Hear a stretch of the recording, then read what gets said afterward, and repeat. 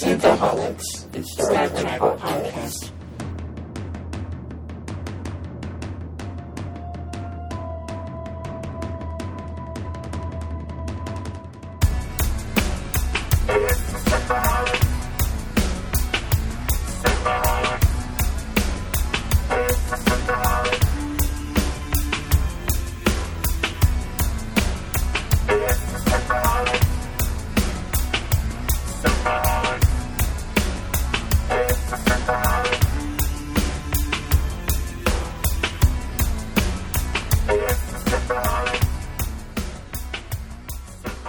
Welcome to Synthaholics. We are on Discovery. It started. It's coming right now.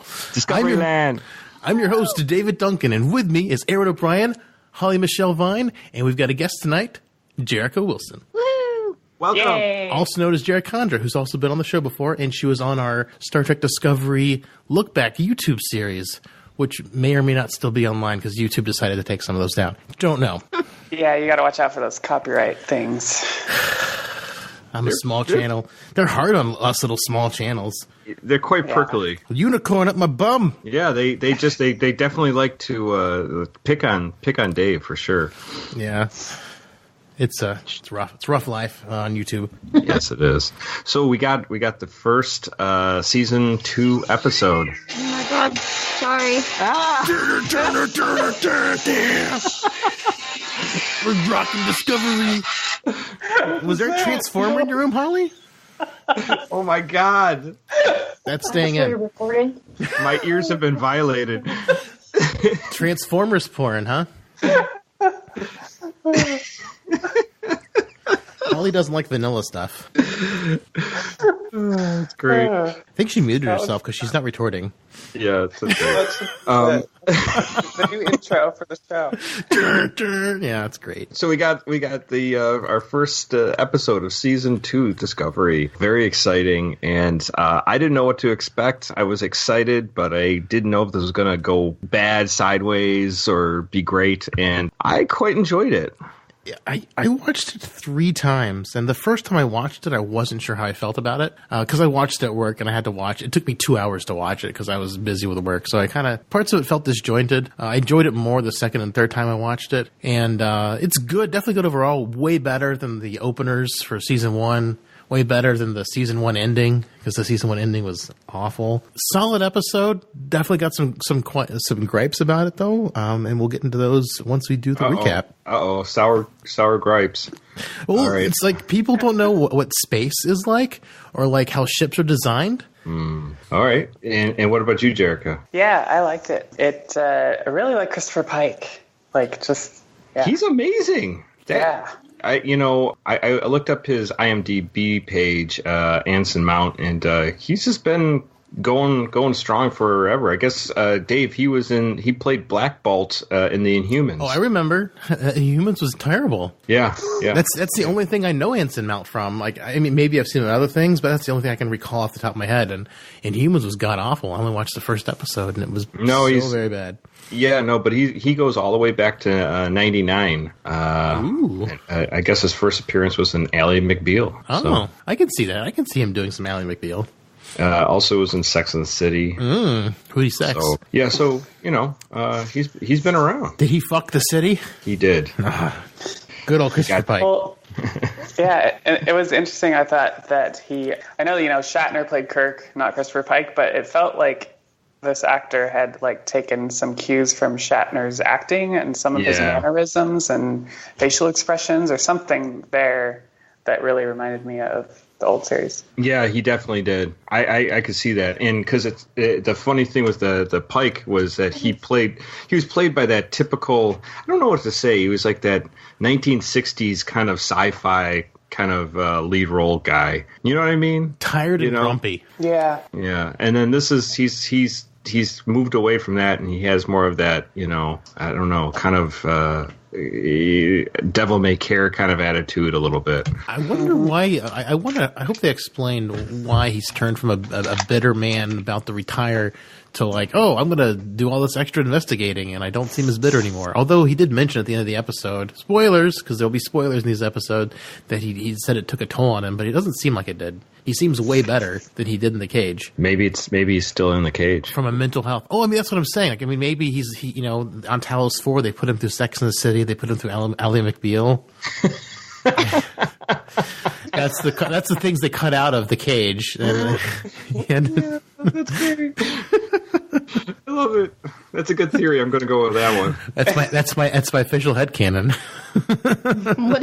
What exactly is this about? Well, Anson Mount was in these other shows. He was in Ally McBeal. He was in another thing, and in Talos 4 in the cage, they make him see all these like different things that aren't real. He the Talos 4 Talosians, they put them into Sex and the City. They put him into Ally McBeal.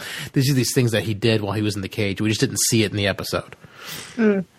Yeah, it could happen. Total canon. I'm going for it. He's on Friends. That's great.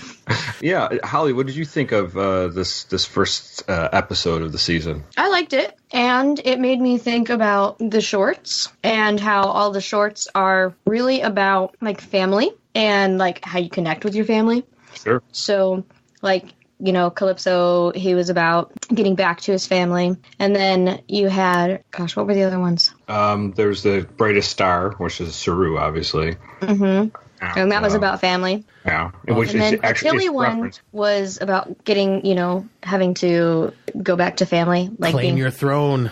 Right. And then Harry Mudd is about making yourself your own family. Yeah. Yep. Make your own family. Do it yourself. Just clone yourself. Just pour water on it; it'll grow.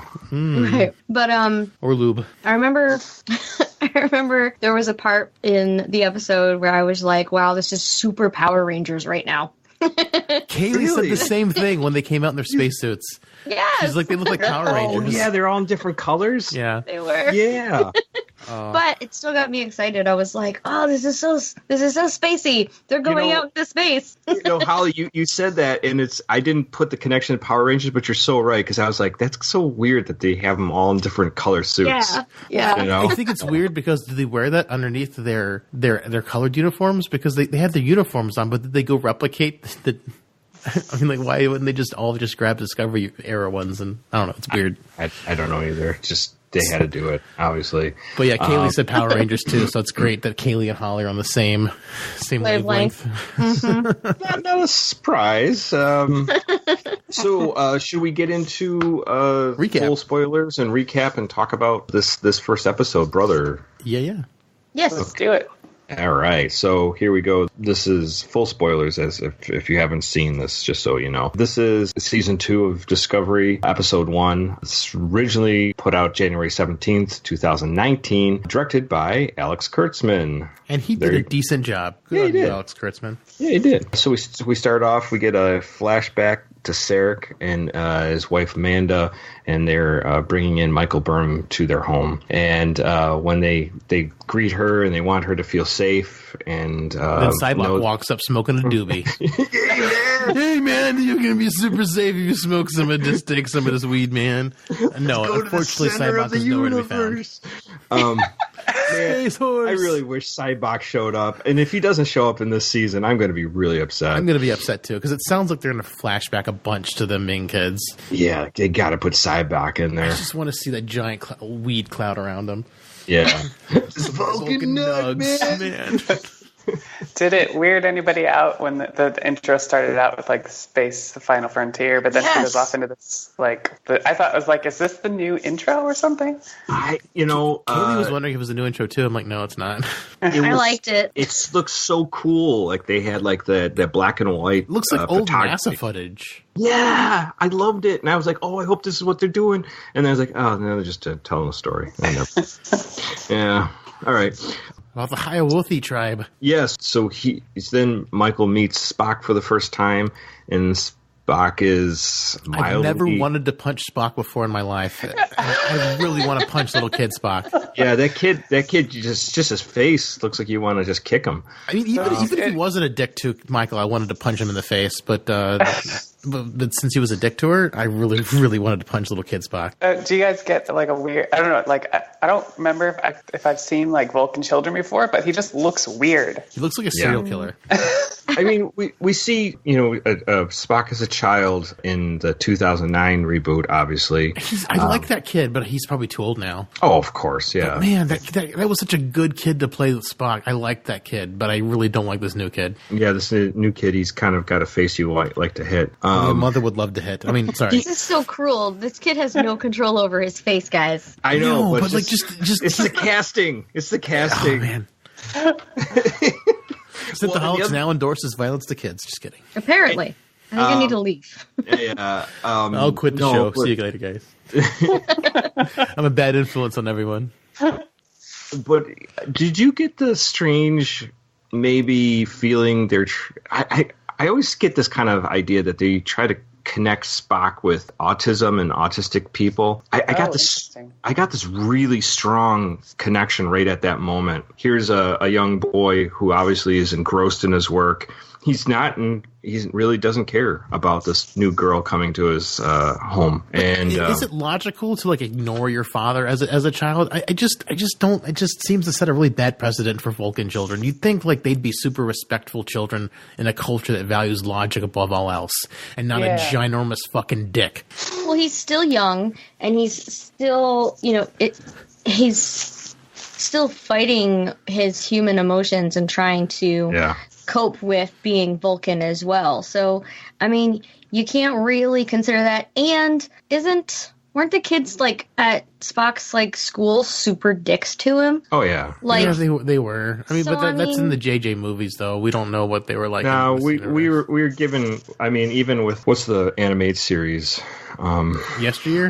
Yesteryear, where they talk about his youth. He's kind of is seen as an outcast, and on top of that, we see Spock in, I think it's Babel or something like that, with the original series, that his father doesn't even Journey to Babel. They don't even Sarek doesn't even talk to Spock. So it's a strange relationship. I don't like the making Sarek is if you could say loving as they make him with Michael Burnham. Oh yeah, it's so weird. They make him really odd. Like I think I mentioned that when we talked about. How I just didn't feel like he was too he emoted too much. At least the actor did, and it was just kind of bizarre.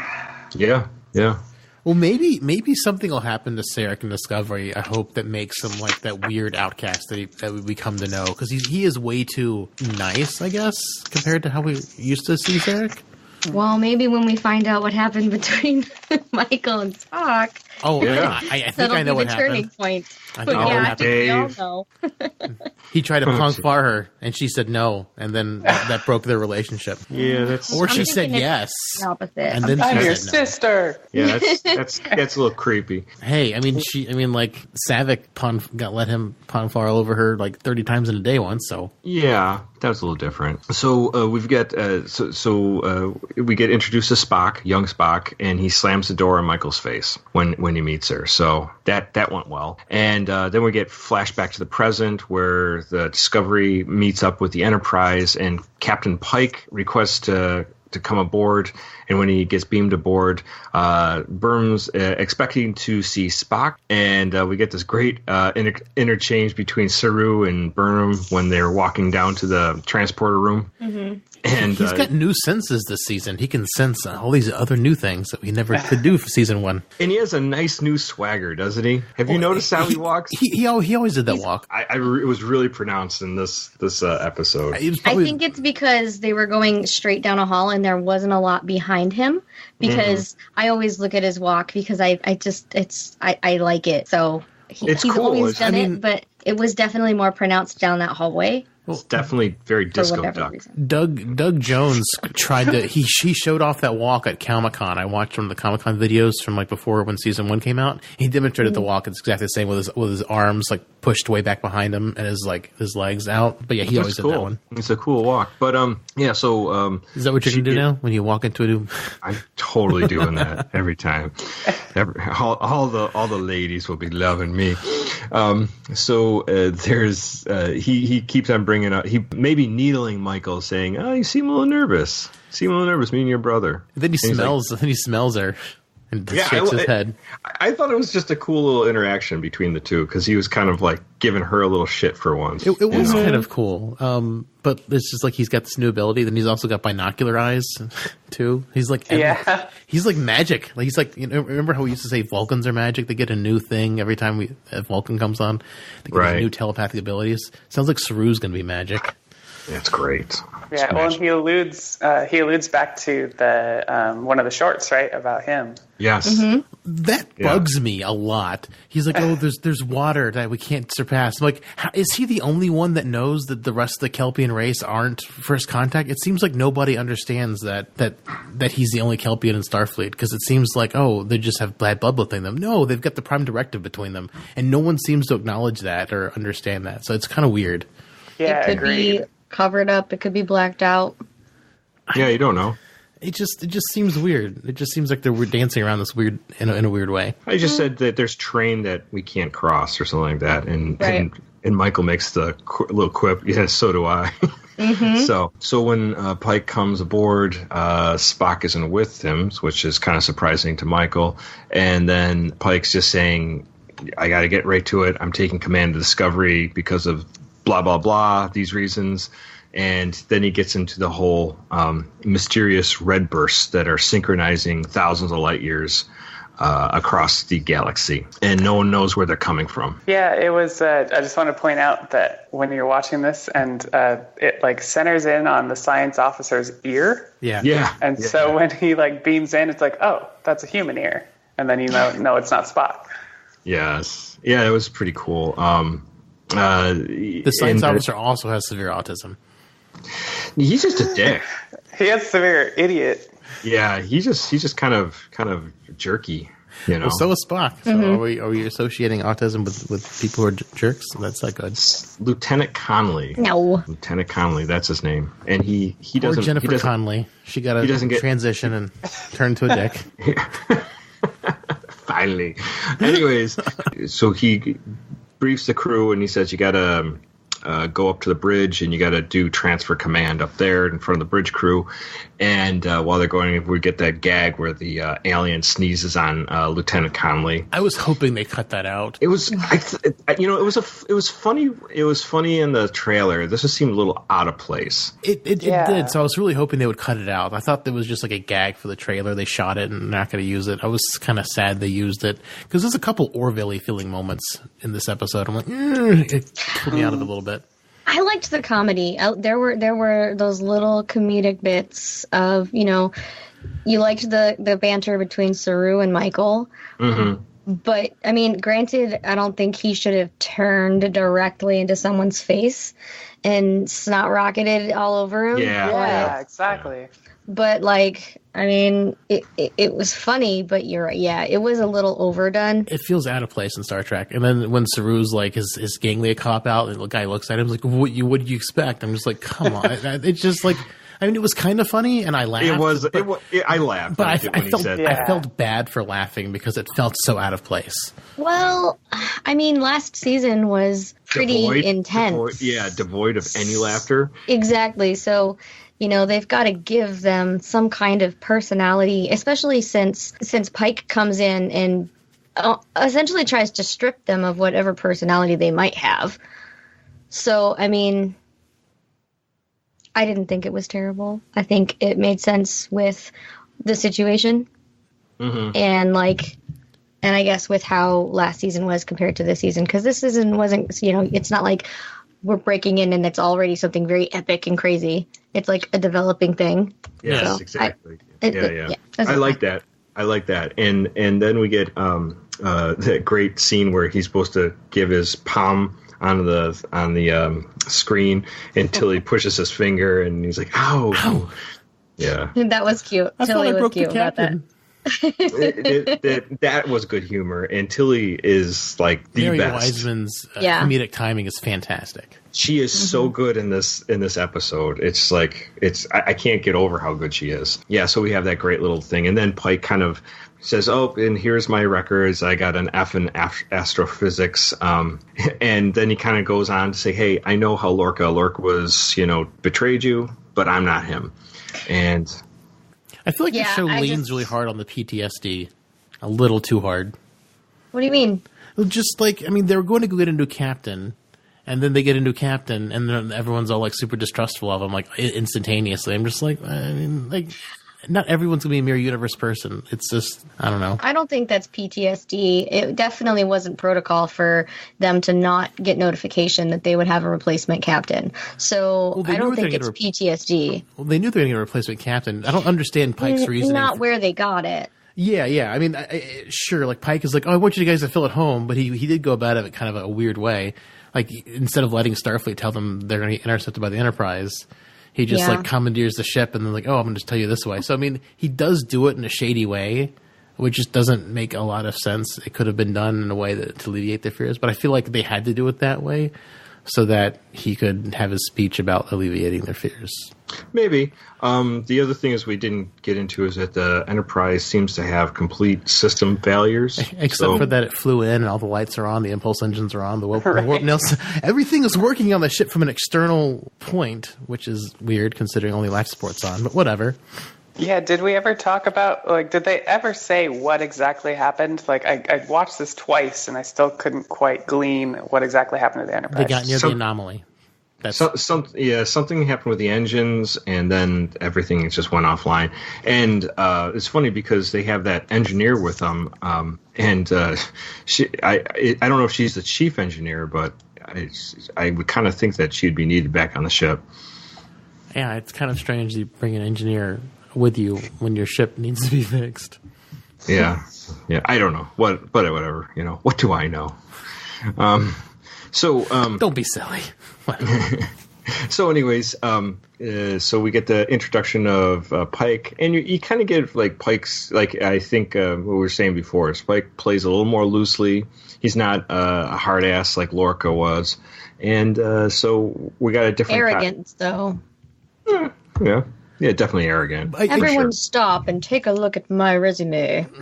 But then he tries to get on their level, and he's like, see that F? Fuck that F.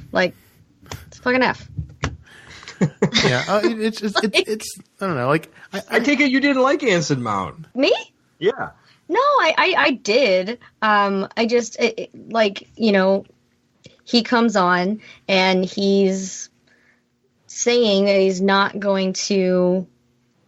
Lorca and he's not manipulating anyone, but he comes on and he acts a certain way. He expects people to, I don't know. It's just, I liked him actually because of the flop of his attitude throughout the episode. Mm-hmm. So that I did like him. I didn't dislike him when he first showed up, but I was cautious and curious, especially since the scan took longer than it should have, and the whole boasting bigheadedness that he exhibited it on the bridge. And what? No, it's funny because it's like, Dave was talking about the PTSD with the members for everything Lorca put him through, and I'm like, it sounds like Holly's got the same thing with the crew's going through. She's like, nah, I don't know about this asshole. Holly's got PTSD. She's with the crew. She's like, this guy, he's shady. No, it's not PTSD. It's just learning from your mistakes. That's right. Yeah, that's right. Gotta watch out. Gotta watch out for sure. So that goes. We get the introduction of Pike there. Next, we get another little flashback with Michael being read to by Amanda. And I was going to say the Cat in the Hat, but it's it was the Cat in the Hat. Alice in Wonderland. Alice in Wonderland. Alice in Wonderland. It was the yeah. part where Alice was reading Cat in the Hat in Alice in Wonderland, so it was kind of the Cat in the Hat. One ship, two ship, blue ship, red ship. It's a different book, but anyways, Sarek shows up, and she's has a little thing about Spock and how she thought that we'd see Spock, and we learned that Sarek hasn't talked to Spock in years, and she asked, like, what did you expect for me to learn from this Vulcan upbringing, and what did you expect for Spock? And he said, I was hoping that Spock would learn empathy. So but Sarek never learns it because Sarek's a super dick to his son. Yeah, for sure. But yeah, so we get this kind of thing with a little exchange, and then Sarek just says, "Don't focus on Spock. You should focus on the mission ahead." And he has to, because the Starfleet has asked him to go and look into these red burst for throughout the Federation itself. So he's handling some other side of it diplomatically. So, and he's a busy ambassador. Seems like a lot of stuff falls outside the purview of ambassador. Yeah, he stays busy. He moves around a lot. He gets a lot of those air miles. So they take off to this one burst, I guess, that they can get a lock on. And when they get there, it's where's my red thing? Yeah, there's no red thing. The red burst is gone, and it's just a red thing. And it's just a big asteroid field. I think that was my favorite line of the episode. Where's my red thing? I did laugh. And because that's the thing in Star Trek, they always go someplace and they're expecting to find, but then it's like, oh wait, it's not there. Right? Yeah. Exactly. I liked hit it, and then where's my red thing? Yeah. I was expecting a red thing. Well, it's great too. The one thing we forgot to mention, it was Stamets tells Tilly he's got a GTFO, which is really weird considering last season he's like, oh, we're gonna keep doing our thing, and I'm fine with using warp drive for a while. A second later, I'm leaving. I'm like, what? How did that happen? Like, there was no time jump between. It just is weird. Like, he says that line. He's lived a lifetime. He can't remember when he said that anyway. Oh, and that thing it's taped to his head. Apparently, we had the technology. Remember the episode with the one we talked about right after we did Discovery last time, where the Captain Ransom? They said that was alien technology, where you could just sit there and look at things. But apparently they got it already. Mm-hmm. Yeah. 120 years before Voyager. Yeah, and I know. That's weird. Things have changed. Well, anyways, so he, like you said, Stamets says he's taken off. And he sees Culber everywhere he goes. And actually, if you would take the thing off his head, he wouldn't see him everywhere. Yeah, that's true. So you get that damn thing off your head. It's an easy fix. But put some 7 of 9 in there. She's kind of fun to look at. But she has one of those on her head too, though. Mm-hmm. I know, right? Yeah. And on her chest. Yes, and then we get a great performance with Tilly again. How she wants him to stay, and how she's, and he even gives us great lines as, you got a great heart, you're going to make a great commander or captain, and but sometimes you need to talk less. Yeah. It was great. Oh my God. It was, I just, she emotes so well on screen. It's great. Mm-hmm. So by the time he gets to this asteroid field, it's a big mess. And they find that there is a medical frigate that had crashed onto this asteroid. It's the Hiawatha. And they're basically, everyone's like, hey, probably no one's alive on this thing. It's been down there for quite a while, and it doesn't look like anything could have survived. And Pike's like, we're going. No matter what, we're going. Yes, and so unfortunately they can't beam because there's just too much interference.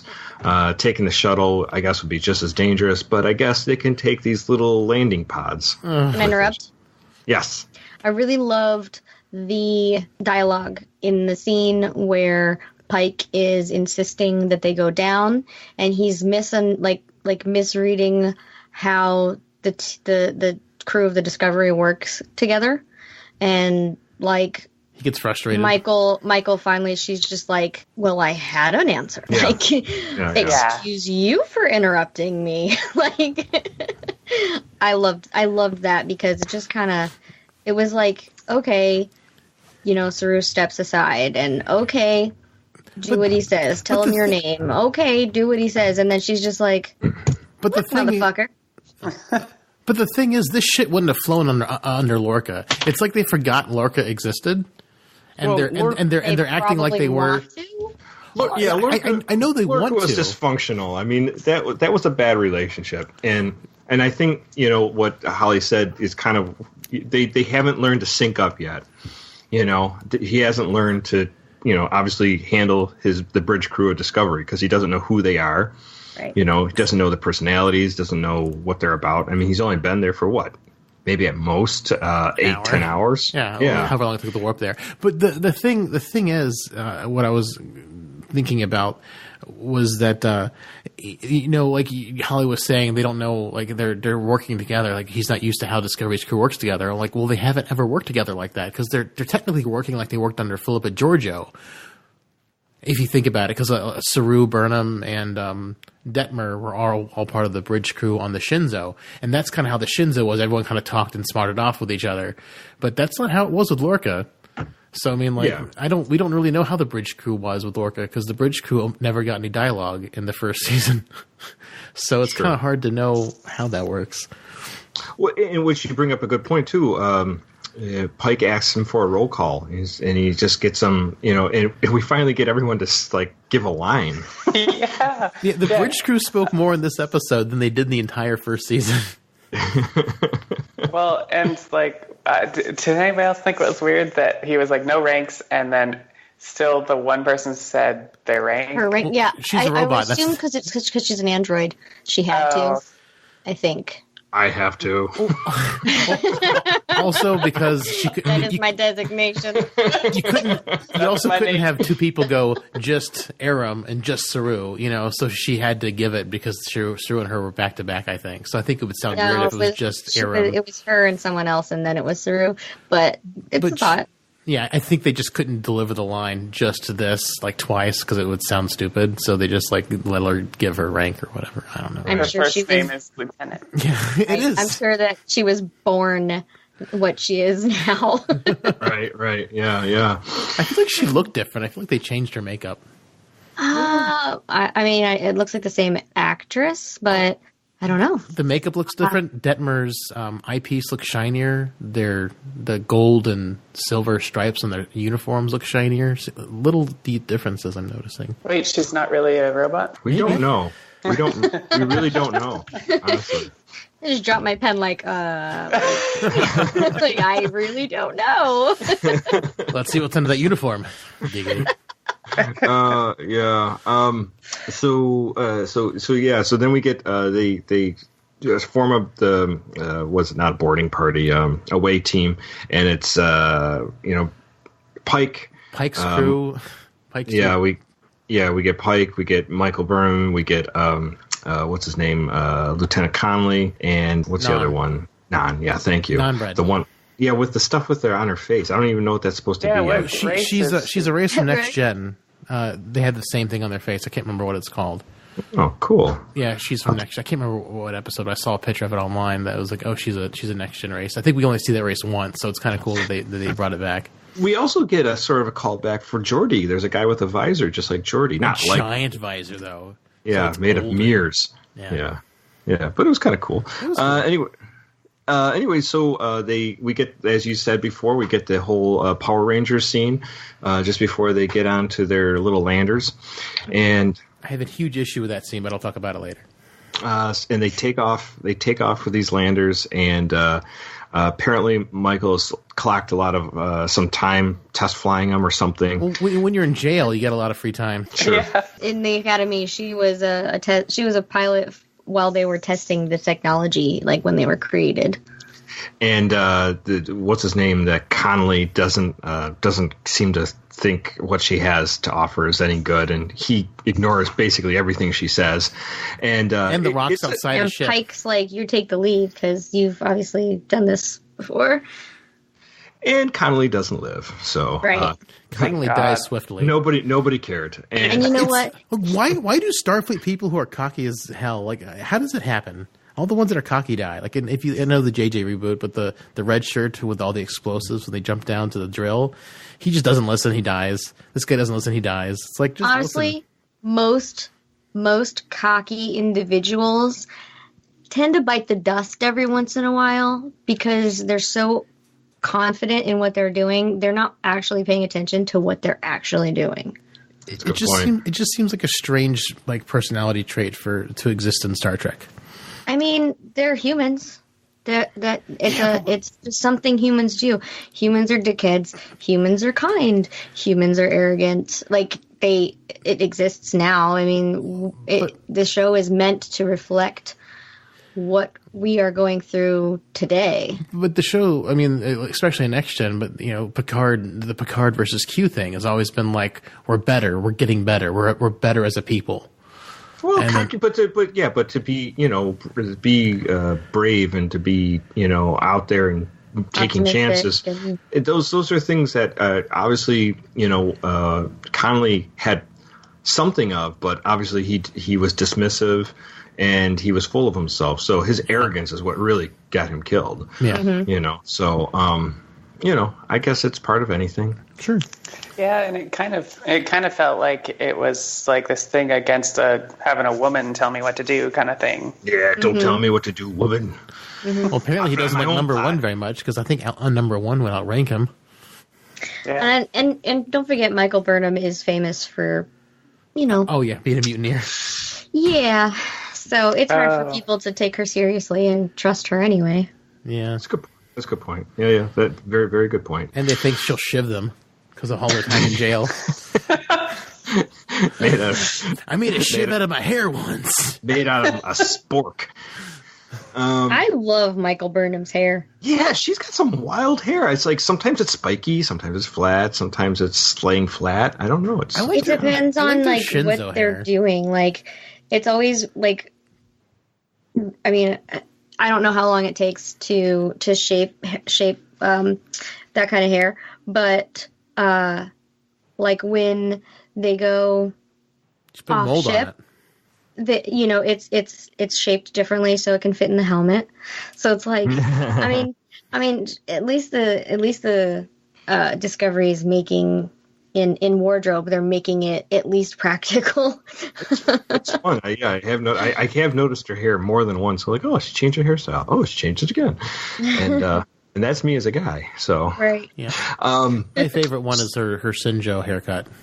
Sinjo haircut. I don't know what that one is. It was the straight one from the first two episodes. Right. When she said, "Oh, she's kind of got the Vulcan thing going on, the Vulcan bob." Yeah, I like that. The Beatles haircut. She rocks it pretty well, I think. So as they're flying through, like we said, Connolly dies, and then right after that, Pikes gets a piece of rock wedged into his pod, and when he tries to set up his spacesuit, his helmet doesn't correctly set up. It's so bizarre how those suits can just like come together like that. That's Iron Man suit technology. Yeah. It's pretty wild. So they have this whole thing. It's a little confusing. I watched the episode twice myself, and I was a little confused that they could figure out so quickly their trajectory and how if he ejects that Michael could grab Pike. Especially with moving debris. Yes. Mm-hmm. Also, how Connolly gets hit and he's maneuvering, and the Pike is in full free fall. Nothing hits him after that. Yeah, well, I'm like, and not just that, just the idea that even if they're how fast they're going, and then if like just the smallest like rock hits them, they're toast. Yeah, it'd go right through both of them. Yeah, go through like a bullet. So they Pike ejects, and so does Michael, and they catch each other, and then while they're flying towards the asteroid, they basically ignite her jetpack at the right time with the enough boost to get her from crashing into the asteroid, and fortunately they make it. So it's a very exciting scene. The whole sequence there was very beautiful. And now we know why Aaron Harbert and Gretchen Berg were fired, because they dumped all their budget into apparently the first 5 episodes, because you can see it on the screen. So much budget has been spent on this episode. Quite a bit. It looks like a movie. It does, yeah. It's really well done. So they land. Then we see them rappelling down the side of the Hiawatha. When they get into the ship, they're met by this pod, this robotic pod thing, and then we get a voice that's human that's talking to them through the pod and tells them to follow it, and they get. How do you know it's not a Telluride voice, Aaron? Doesn't sound like a Telluride. I'm just playing. And when they get there, they meet this person survivor. Name is Jet Reno, and she is an engineer, but apparently she's learned how to. She's a mad scientist. Yeah, basically. She Frankensteined a bunch of people. They've been there for 10 months or 11 months or something, and she still thinks they're at war with the Klingons, so they're like, hey, the war's over, and you don't have to worry about that anymore, and let's get these your patients. She's kept a bunch of patients on alive. And I got to say, I loved her character. I thought so much. She was so cool. I don't know. I really, really hope that her character stays on Discovery because I want to see more. Yes. Yeah. I hope she becomes the engineer or something. I don't know, but I mean, it sounds like she's a super Scotty because she's like. I think they're trying to make her even more badass than Scotty because she's like.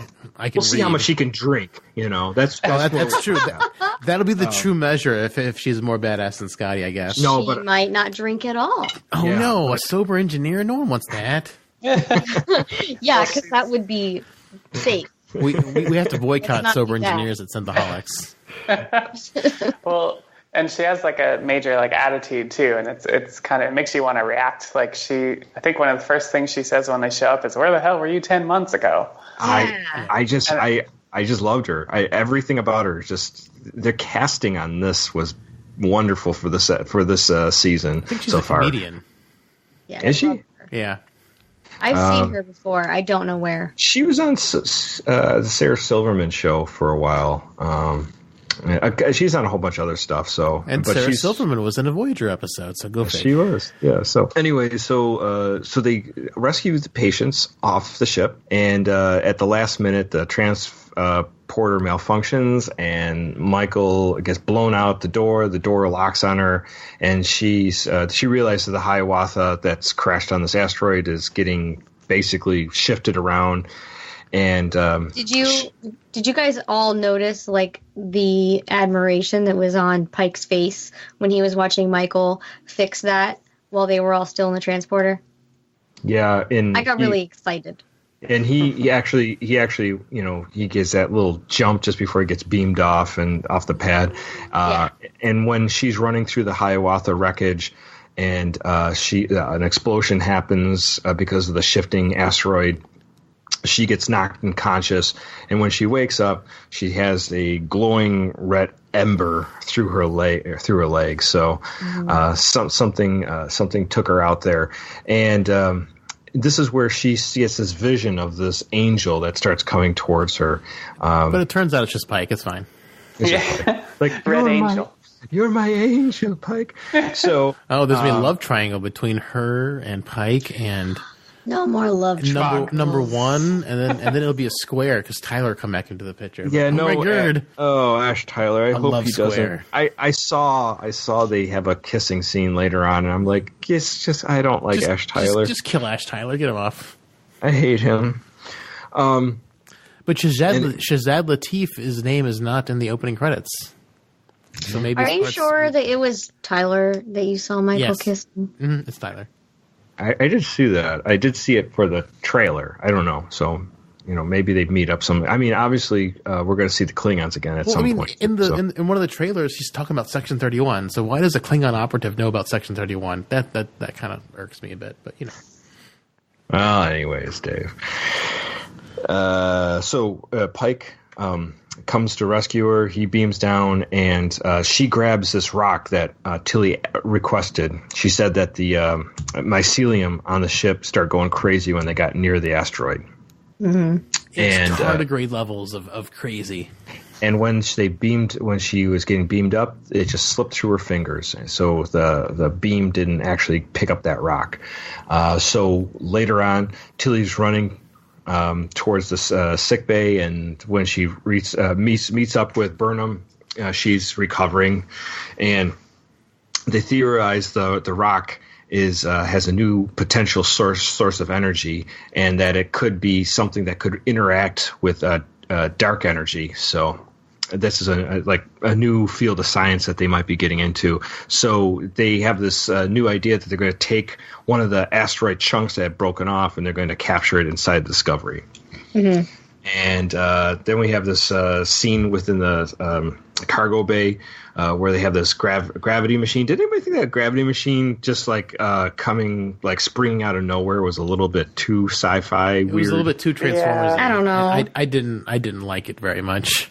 They should have just built it. They built all these pylons before. I mean, they I don't know. It just seems too advanced for the era. Well, you can't be impressed by the suits and their ability to kind of bring matter out of nowhere and then not really be impressed by that. Well, I wasn't impressed. I was just annoyed.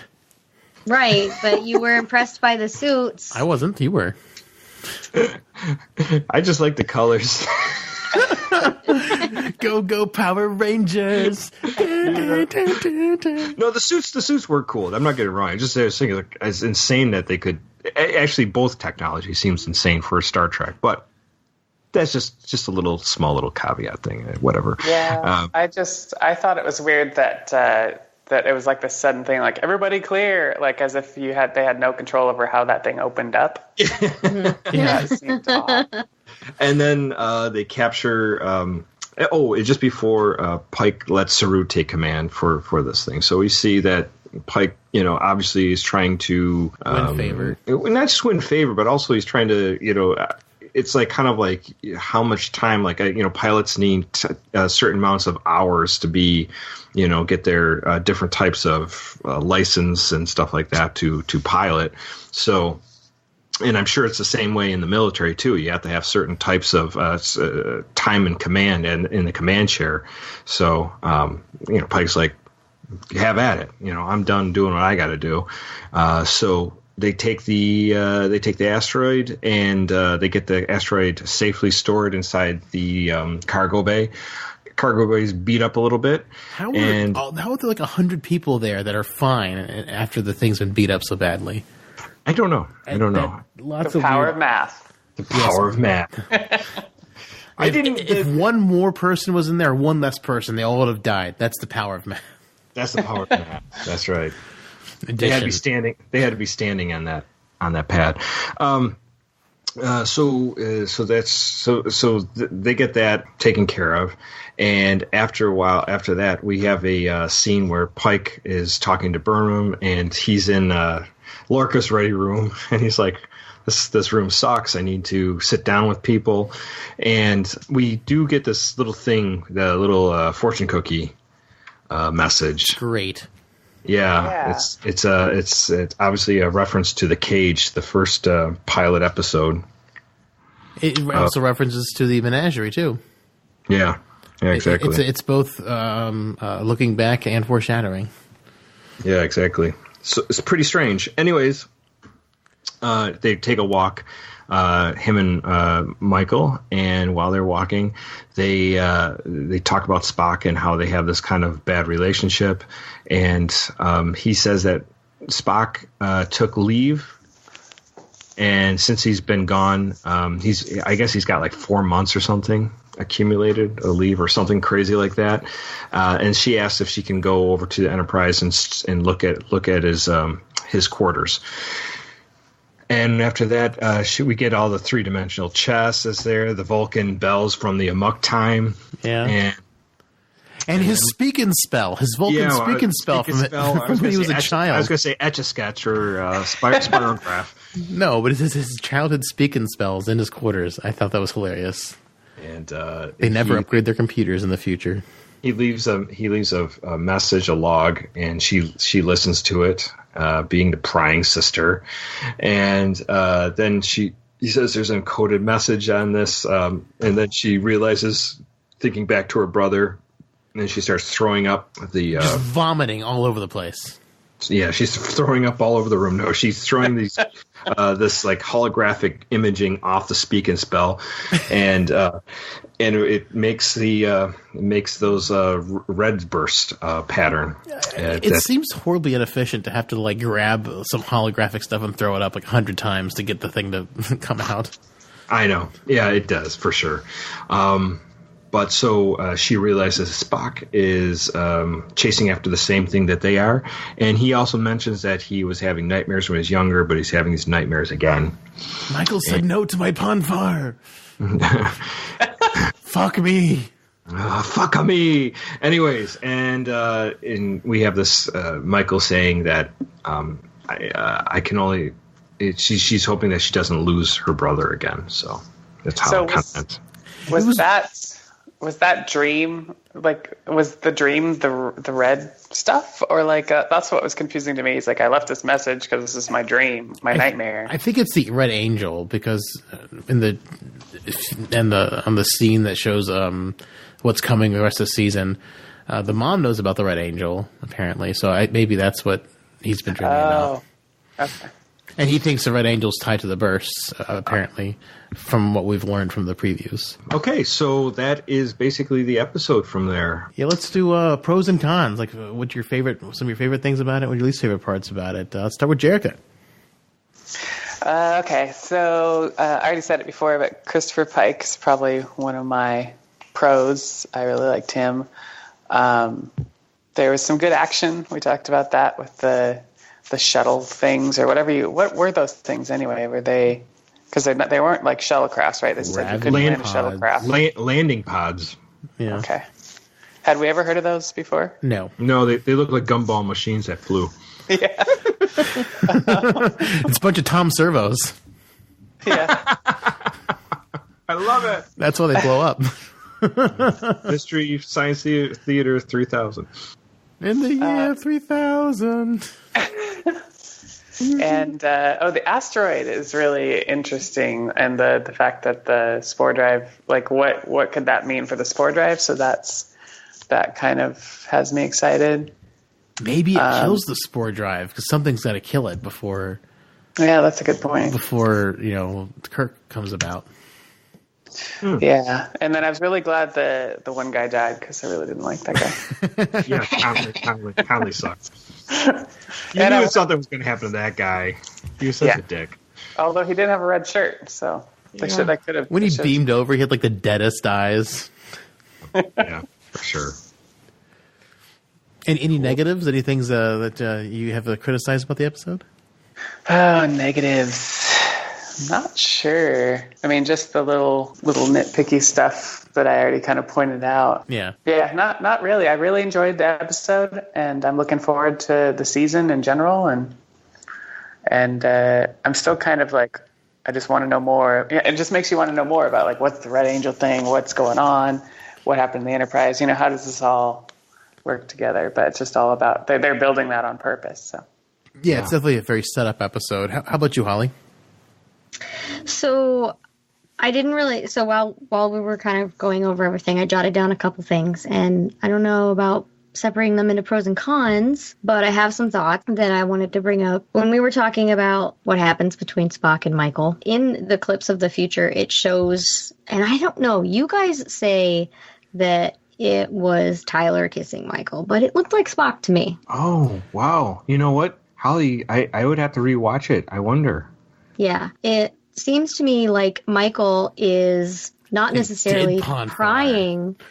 Well, I think maybe Michael came on to him. Oh, yeah. She's got the bad boy thing, slamming doors in her face. You can't go after the guy you can't have. Oh, that's great. I mean, if you want to like... Well, he tried to get him to shiv her with his penis. Oh, man. Yeah. You went there. I do. All right. Because Game of Thrones made incest awesome. And it's not even technically incest because she's fully human and he's half Vulcan. I think when you're adopted, I think you're family. Your family. Yeah. But I just think David mentioned that she was being a snoopy sister. I really think she feels guilt for whatever she did And there were just like not only character acting choices in like facial cues when certain things are said, but that just how I felt. I feel like that's something that happened, and I don't know if we'll discover exactly. Very interesting, Holly. You know what? You are right, because the Michael Burnham's facial things are very strong, and I'm like, go ahead, Dave. You're just bated breath. You can't wait to throw a dick joke in. All right, let's just. Well, no, but if they ponfarred, that would also explain why she really doesn't want to talk about what happened between them to Sarek, because it's like, yeah, Dad, I slept with my brother. That's I mean, they don't necessarily have to have slept together. No, but I'm just saying, like, if you're right, Holly, just stroking fingers. Let's give it a break. I mean, it could have been she trying to get a reaction out of him because he was, being logical, and you can be logical and irrational. Hey, Spock, I don't know. Want to see how logical my thong is? My thong. Well, I have more thoughts. Let's move on from the song. Just before you get back into your thought, I just want to say that is excellent. I didn't even think of that, and that puts a whole weird, twisted layer on their relationship. The only thing is, I really hope it's not true because it's gross. And then secondly, the other side of it is, I kind of got sick of Michael being such I started the Klingon War, everyone hates me, from last episode. I was kind of hoping we were over that, and maybe like this is just like her just doing what she's good at. Mm-hmm. And I hope we don't have. She did, and I loved that. I know, but it's just like I hope we don't have another now Spock hates me kind of thing. So I don't know. It probably will be.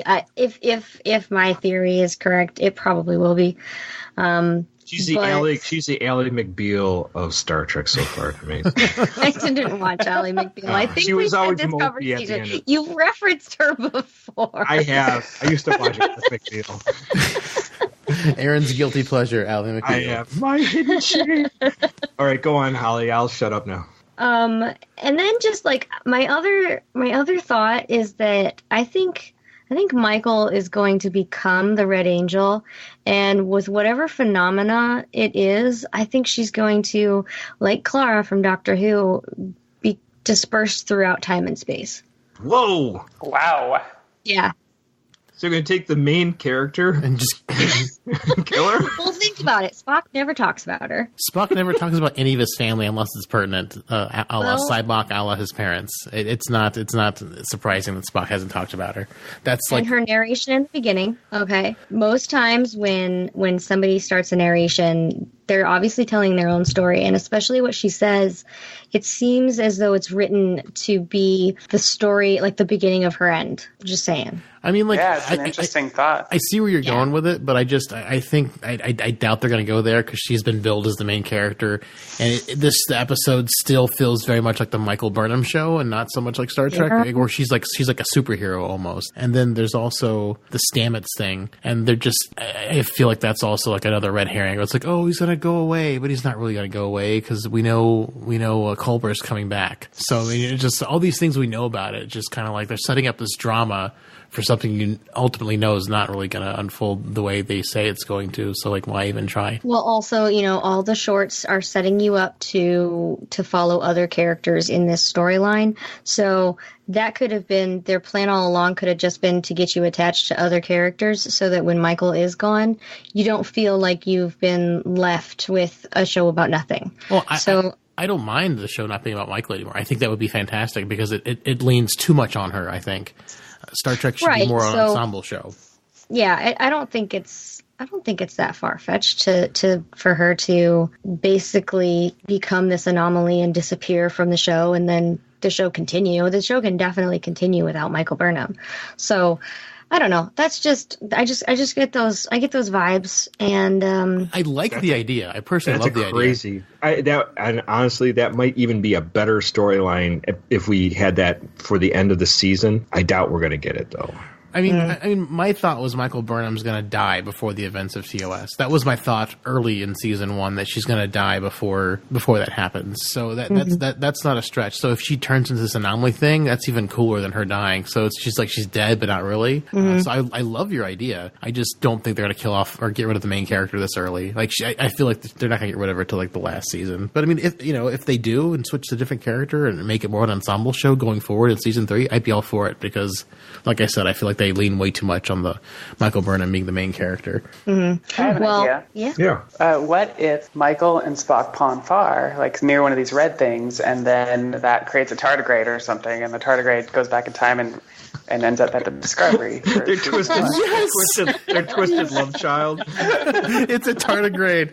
Oh, that would be great. And that's why Michael can that's why she's like the tardigrade whisperer, because it's her child from the future and the past. Oh. That's awesome, Jerica. I love this idea. November spawned a monster. I also love how you're down to the Ponfar idea, that they Ponfar together. It's great. I made it as a joke that Holly's like going off for real on it, and then like Jerica's like, yeah, I third that. That's great. I'm excited. Crazy. That's some crazy ideas. Those are some wild ideas. I like them too, actually, Holly. It's very, very cool. Do you have any more, Holly? I just had one more thought that no, it's going to be tiny. It's a tiny little thing.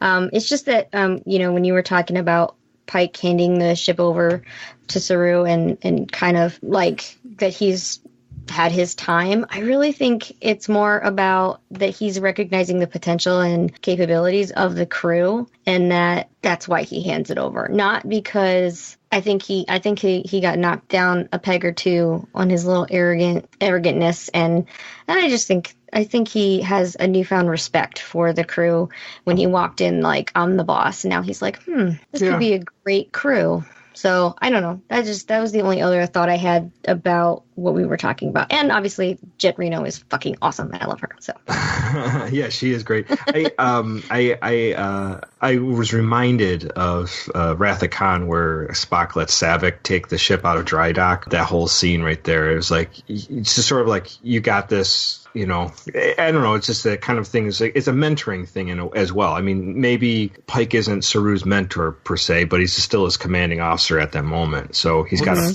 foster that. Oh, it's going to be so hard sitting in the chair and telling the helmsman to take us out. That's going to be so difficult. I don't know what to do. What do I tell him? How do I tell my helmsman what to do? Well, it's obviously made Kirk nervous. So one of my favorite scenes, actually, is hilarious. It is, but it's so trivial if you think about it. It's like you're just letting them tell the helmsperson what to do. Like, oh, I hope she can. That's like anyone can tell the helmsperson what to do. Crash us into the dock. Could have happened. Would have been embarrassing. I guess. I guess that could be. That's an order, and then they do it. I mean, I guess that would be like awful. But how about you, Aaron? Pros and cons or thoughts about the episode? It's just, first of all, this is talking about, discovering and science. This is what Star Trek should be. It's excitement of going into the unknown.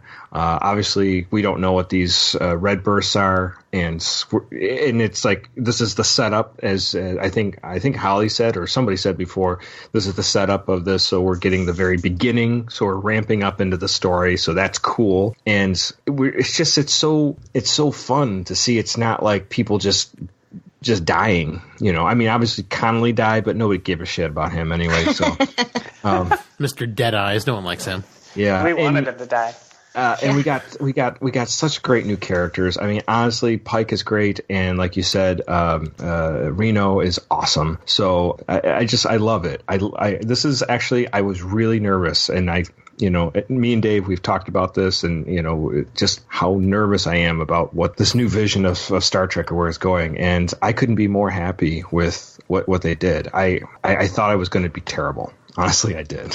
Oh yeah, I remember we've had conversations where like you're just so worried that like, the more you watch season 1, the more you were scared about season 2. And this was exactly what I wanted to see in a Star Trek, new reimagined Star Trek. It's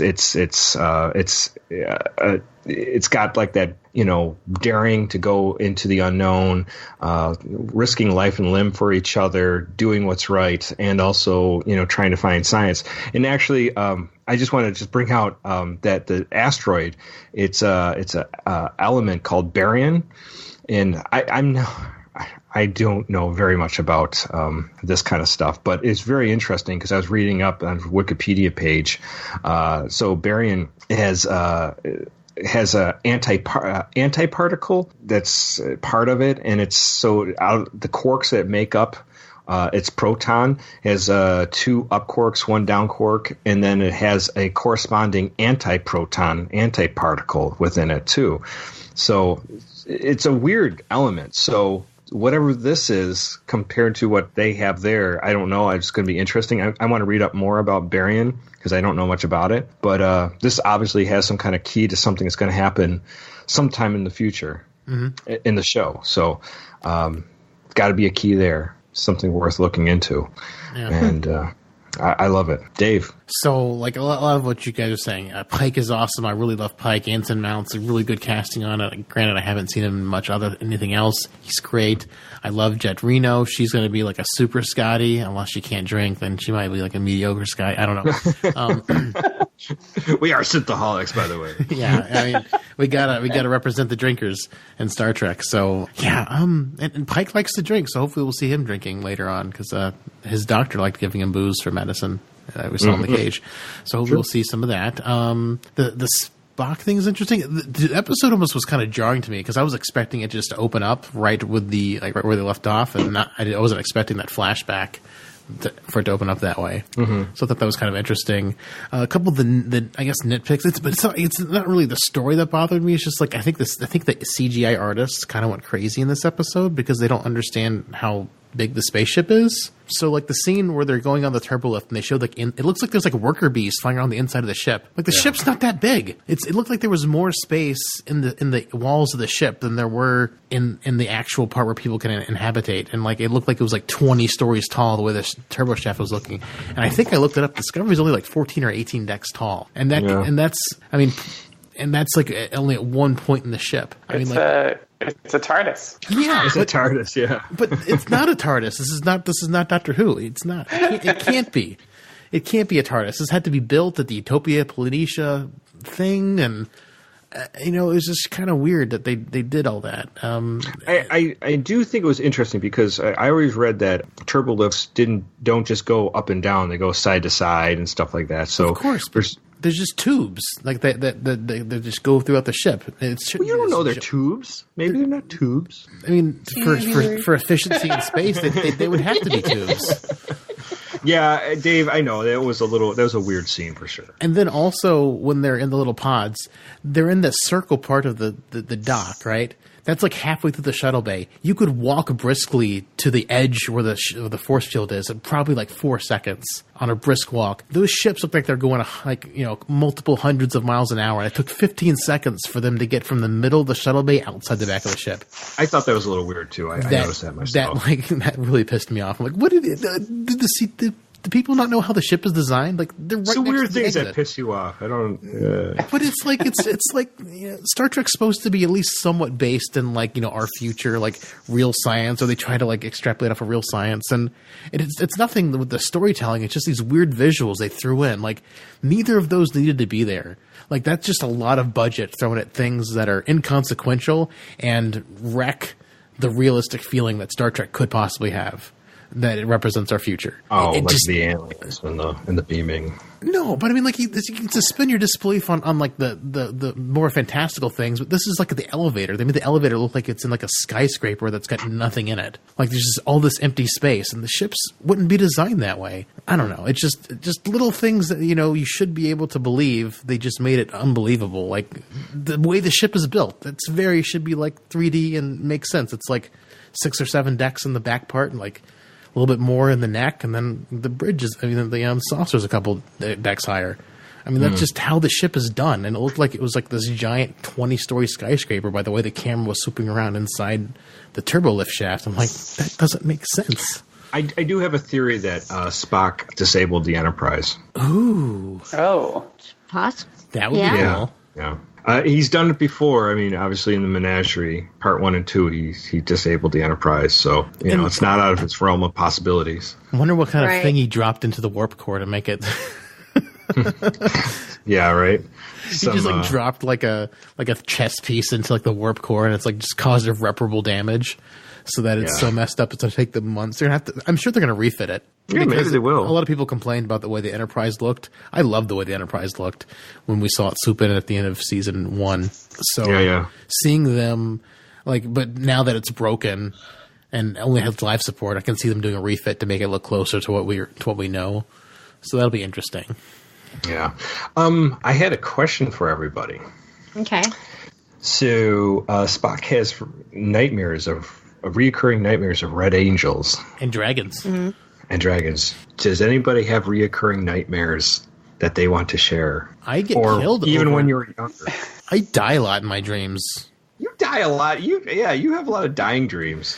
Well, the most common one is an invisible monster kills me of some sort. Yeah. Yeah, it's just once I was in a house that was next to my school that looked like scary. We always talked about it when we ran the mile laps around our field. There's this house that looked all kind of scary, and so I died in that house a lot. And once I had a dream I was in my backyard of the same place where I used to live in the same city. I got killed. I was just standing around. Some invisible thing just murdered me. So I've got those kind of dreams where an invisible thing will kill me. It's just random spots that I'm familiar with. The invisible man trying to kill you. Well, one was an invisible Ninja Turtle, and the other one was the Spectre demons from Doom. So if they were invisible, how did you know what they were? Because dream logic. They're eating pizza. I was in a Doom. There was pizza everywhere. But it was the snapping turtle from the Ninja Turtles movie, the bad one. Oh, but he could turn invisible. Yeah. And then Bebop or Rocksteady, I can't remember. No, they were different. Those were cartoons. The other was from the movie. Yeah, I was so mad. It made me mad as a kid that Bebop and Rocksteady weren't the mutants in the movie. I was so mad. So when I was younger, this is really bizarre. I had you can YouTube this if you ever want to just laugh at me. Your dream? Not my dream, but on Sesame Street there was a thing called they had Sammy the Snake. So if you YouTube Sammy the Snake Sesame Street, was this snake that's trying to teach you the letter S and all the sounds of the letter S. And I had nightmares for years about Sammy the Snake sneaking into my room and trying to kill me or whatever, bite me, whatever. Oh, you have killing dreams too. That's great. And so that was growing up, that was a constant dream. Now it's just basically home invaders and stuff like that. That's the thing I dream about. Those are my nightmares now. But anyways. But that was a silly dream. So I didn't dream of red angels. I dreamt of Sammy the Snake. Holly, Jerica, any recurring nightmares? Especially younger ones. That's because those are kind of funny. Mm-hmm. I actually, when I was a kid, so we grew up very religious, and so. Oh, welcome to the group. Yeah. Very early on, we knew about the rapture, and you had to know about Jesus and be saved. And all that kind of stuff. Different rapture. So as a kid, I was afraid of I had dreams of my parents being raptured and leaving me behind. Oh no, that's terrible. Over and over and over again. So this one time I was, we were in bed and my parents had friends over and you could hear them talking in the living room. And then all of a sudden the chatter stopped. Wow. And I was like, what? And I ran out to the hallway in the living room and nobody was there. It was just they were gone. And I just started screaming and crying. And then my parents walked in. They had gone outside to say goodbye to their guests. Oh my God. So it was that. So but I had those kinds of dreams. I think it's funny now that I thought it actually happened. That's frightening though. Yeah, that is scary, especially for a kid. Jerica, I had biblical fears as well, and my mom worked nights, and my dad would have to go to meetings, and we'd ride along, and we'd be in the car, and for a good month or so, I thought that sunset was when Satan came out because the sky was red And I would just sit in the car terrified. Oh my God. You said the story once before. I remember something about the story. The deviling hours. Ooh. Yeah. But I did have one from when I was little, and it only happened maybe 3 or 4 times.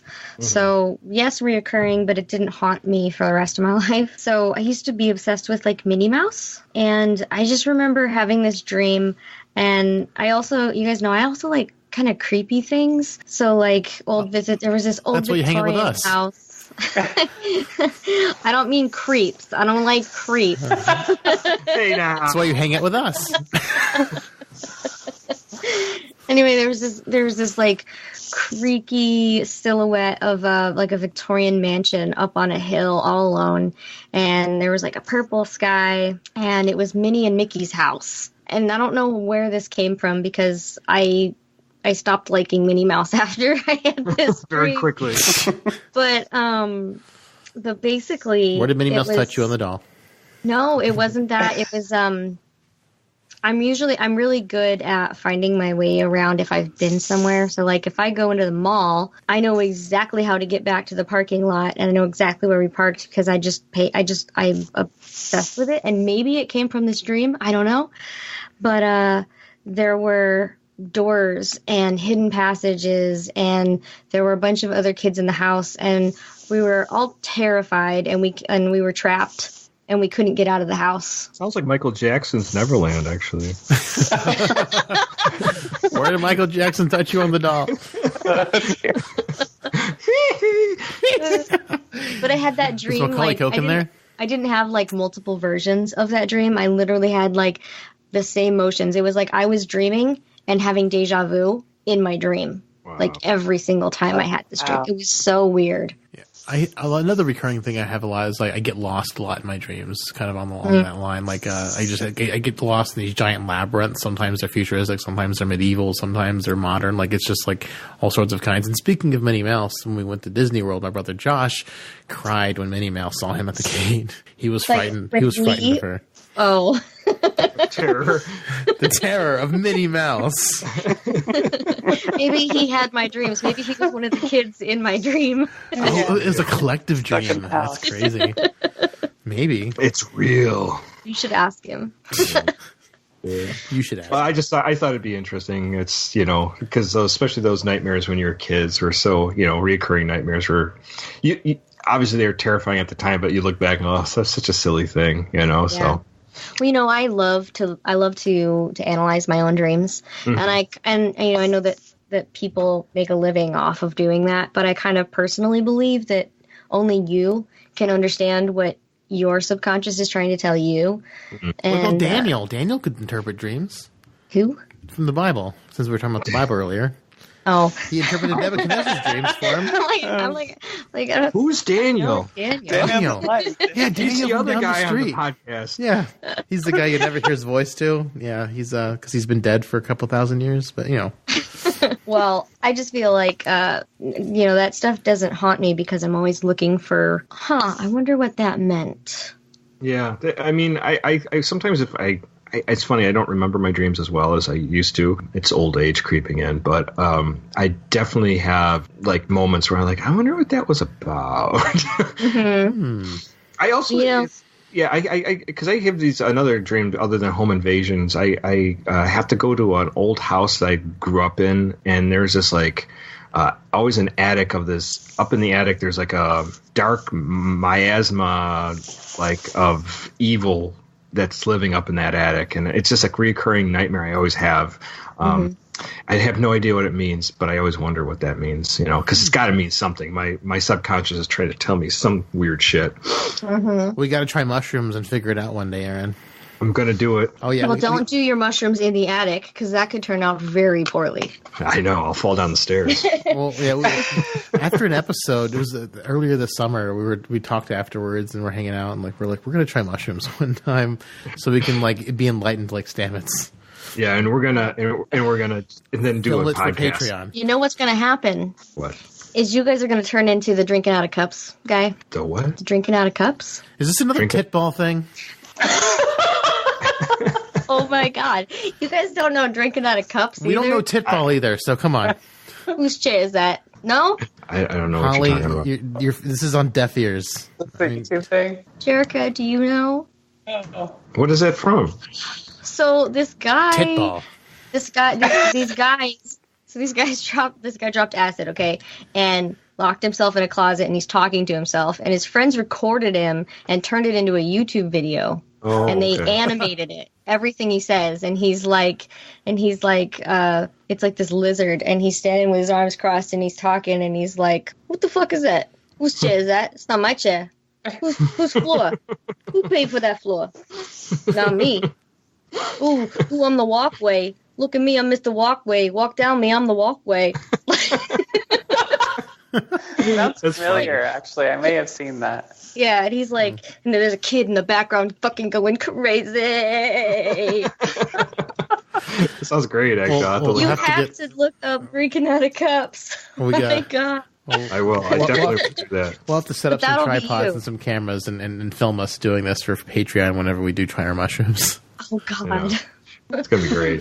Well, maybe Robbie can come record us. Get one of your cool little friends to animate it like Drinking Out of Cups. Yeah. Great. And then you turn into tardigrades or something. Yeah. That'd be awesome. That'd be awesome. Oh, that'd be great. Well, any other thoughts about this this new episode? It's got a lot of promise, way more promise than season 1 had, I think, from the get-go. Because I know we were kind of dubious when we talked about season 1, episode 1 and 2. We were kind of like, it might be good. This one's got a lot more promise. I mean, this could almost be like like just talking with Kaylee after we watched it. Like season 1 almost doesn't matter at all. I mean, it's almost a complete reset. Like Star Trek always did. Every episode resets. Like maybe every season resets because pretty much everything's in place except for we don't know where real Orca is, but everyone else is alive. And the only good thing is that we got the characters all set up, so we kind of know who we're dealing with. So that's the other cool thing, you know. Yeah. So yeah, it's great. It's got a lot of promise, and I really hope, even with that writing changeover, I know we were worried about that, but hopefully it'll still feel like a cohesive season, unlike season 1 with those multiple writing rooms hand changed. Yeah, with the multiple times they had that in season 1. I know it made season 1 feel really jerky, and we commented on that a lot. So hopefully, with only one, hopefully this season will be more cohesive. I hope so. We'll have to see, but I'm excited for what's to come. Right. Nice, very cool. I'm psyched. I was very nervous, and this made me totally calm. Yeah, it's a great promise, great actors, good setup. So I'm super excited. So, Jerika, where can we find you online? Because you do cosplay and that sort of scene. Yeah, on Facebook, Jerikandra Cosplay, Instagram, Jerikandra, YouTube, Jerikandra Cosplay, and Twitter as Jerikandra Lerv. Nice. And are you appearing anywhere anytime soon that people can catch you? Yeah, for sure at Emerald City Comic Con in late March. Sweet. If only we lived closer to you guys. I'm debuting my new 7 of 9 latex catsuit cosplay. Oh, awesome. Just spam our group with your progress. That's Star Trek. Oh, okay. Yeah. I mean, even if it's not Star Trek cosplay, you can throw that stuff up on our page. People will appreciate it and will thumbs up it. I will at least for sure. Because that's how I got to know you. It was like I followed your cosplay for a year or two, and then you went out and did that karaoke with your Star Trek TOS dress uniform, and I was like, sweet. I'm like, you got to come on the show. You're cosplaying. You're not. It's not even. You're just doing karaoke, and you're doing the Star Trek thing. Please come on my show. Yeah. And so just following your cosplay. So I throw that stuff up on our Facebook page anytime you want. That's awesome. Cool. Sounds good. I will. Very cool. And it was nice to finally meet you, Jerika. Yeah, same. Been hearing your voice for a while now on the show. Thanks. Have you noticed it's gotten deeper? I don't know why. Your voice? Yes. No. Yes, it has. I thought so much of kicking in the nads, and your voice will go back to normal. Yes, in my nads because I have those. I thought you were saying deeper, like a deeper and meaning. I was like, I don't know. They were still making dick jokes, so. Take it deeper. Take it deeper. Oh. Run away! Pull out! Run away! Pull out! Wait, no, sorry. All right. Dave, let's wrap this show up before we get a lawsuit slapped on us. All right, hashtag me too. All right, so you can find the show at Synthaholics.com. You can email us at synthaholics@yahoo.com. Our music is provided by Warp 11 and Dave Wilkes. On Twitter, you can find the show at Synthaholic Duo. I am at David_J_Duncan. Aaron's at Blackbird 2004. Holly's at Lunar Thistle. And take it away. And please go to the Apple iTunes and rate and review us. Give us 5 stars. Say how much you like us there, and other people will be able to find us. Also, if you can go to the Patreon page, Patreon/Synthaholics, throw us $1 a month. It's not much to ask. We've been pumping out shows forever now. And, a little cash our way helps the show keep on going, especially when we have to buy new equipment, which our old equipment is slowly disintegrating. Yes. And as I always say, lastly, if those two options are not available to you, another great way to support the show is to tell people about the show. If you have friends that are into podcasts or into Star Trek, into sci-fi, let them know about Synthaholics. That's a great way to support us and let people know. Share the show too. You can also, repost us and share us on social media. And the thing is, I wonder about how many people have heard of us, but they just forgot to listen to us. Because when we had the email, the guy said he heard about us years ago, and then he just decided to start listening to us. I wonder how many people are just going to turn us on one day and oh man, why I didn't listen to you guys when I heard about it. So I hope we get more people like that, because that would be great to see our numbers just jump up, especially since we got Discovery Season 2 coming on. So share the news. We got the Fair and Balanced Discovery Talk. We don't shit you. Fair and Balanced. Like Fox News. Wait, no. Like CNN. Wait, no. Like CBS News. Wait, no. PBS. That's Fair and Balanced. BBC. Yes, the Brits know how to do Fair and Balanced news. We don't in America. Very good. All right. Well, thank you all so much for listening. Thank you, Jared, for joining us. It's great having you on. Great to have you on again. Yeah, thanks for having me. All right. Well, thank you all for listening. Live long and prosper, one and all. Mix me a drink before the night's over. I'll puke in the sink and we'll cry till we laugh, and we'll both shit our pants. You're the best drinking friend I ever had. Discovery's back. Very cool. Very cool. I've had 5 cups of coffee today because of all the snow I had to shovel, so I might have Wait, you drink coffee? You had 5 cups of milk with a splash of coffee? Maybe. Dave, when did you start drinking coffee? He drinks milk with, a teaspoon of coffee. No. Oh, does he? I drink a full cup of coffee, and I make sure there's room for, 4 or 5 tablespoons of milk, Yeah, there you go. I need to not taste the coffee, but I think I've started. That's how I am too. I think it's been about a month. Kaylee's gotten me into coffee because I've been trying to lose weight, so I haven't been drinking pop or anything with caffeine in it, and I've been really tired lately. So coffee with cream it is. How's life? How is everyone? Nice to meet you, Jerika. Yeah, nice to meet you. Hear you all the time on the show. Yeah, Jerika's listened to us once or twice. She's one of those guests that actually listens. Yeah. She'll David later being like, "Hey, all about that Michael Caine thing." Michael Caine. Yeah. I was at the gym. And she was messaging me, and she's like, "I gotta talk to you about Michael Caine." I'm like, "Oh, how bad my impression is."